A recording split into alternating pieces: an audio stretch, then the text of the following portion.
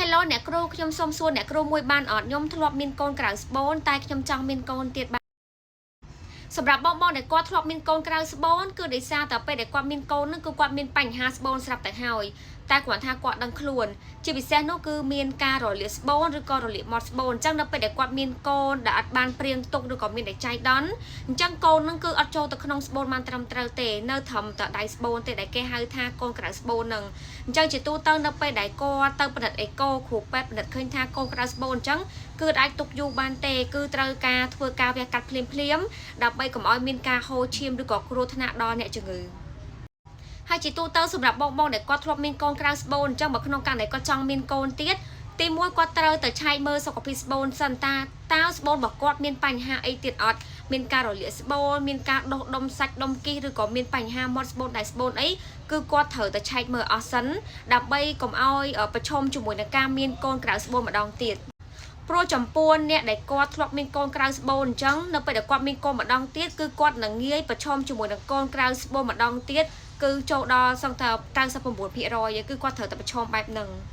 អញ្ចឹងនៅពេលដែលគាត់មានកូនក្រៅស្បូនហើយគាត់បានធ្វើការវះកាត់អញ្ចឹងខ្ញុំសូមណែនាំបងកុំទាន់យកកូនម្ដងទៀតសិនទីមួយបងឆែកសុខភាពសិនហើយមួយទៀតបងគួរតែថែទាំស្បូនរបស់យើងឲ្យមានសុខភាពល្អមកវិញដោយសារតែស្បូនរបស់យើងធ្លាប់មានបញ្ហាជាទូទៅសម្រាប់អ្នកដែលគាត់ធ្លាប់មានកូនក្រៅស្បូនអញ្ចឹងគឺខ្ញុំតែងតែ recommend ឲ្យគាត់ប្រើជាឈុតវីតាមីនជំនួយស្បូននេះយើងប្រើ1ខែ2ខែ3ខែអីសិនទៅហើយបើក្នុងករណី3ខែក្រោយឬក៏កន្លះឆ្នាំក្រោយ6ខែក្រោយបងចង់មានកូនទៀតអញ្ចឹងបងអាចជ្រើសរើសជាប្រភេទវីតាមីនជួយឲ្យមានកូនក៏ដូចជាវីតាមីនជួយថែទាំស្បូននិងការមករដូវល្អនេះផងដែរអញ្ចឹងសម្រាប់ Oligop នេះគឺប្រើបានចំពោះអ្នកដែលគាត់ត្រៀមយកកូនឬក៏ធ្លាប់មានបញ្ហារំលូតឬក៏រលូតឬក៏ធ្លាប់មានបញ្ហាស្បួនពីមុនមកគឺអាចប្រើបានសម្រាប់អ្នកដែលគាត់ត្រៀមយកកូន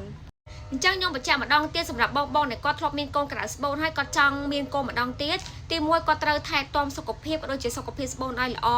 អាសាតែឆៃមើលស្បូនសិនថាស្បូនសុខភាពល្អមកនៅបើក្នុងករណីស្បូនយើងល្អហើយយើងគួរតែប្រើជាប្រភេទវីតាមីនជំនួយដើម្បីឲ្យស្បូនរបស់យើងសុខភាពល្អបន្តមកទៀតនៅពេលដែលយើងត្រៀមយកកូនយើងក៏ត្រូវការឲ្យមានការធ្លាក់មេជីវិតនេះមកល្អដែរអញ្ចឹងបងអាចប្រើជា Oligop សម្រាប់ជួយថែទាំមេជីវិតក៏ដូចជាជួយរក្សាមេជីវិតនេះឲ្យល្អក៏ដូចជាសម្រាប់អ្នកដែលគាត់ត្រៀមយកកូនឬក៏ពិបាកនៅក្នុងការមានកូន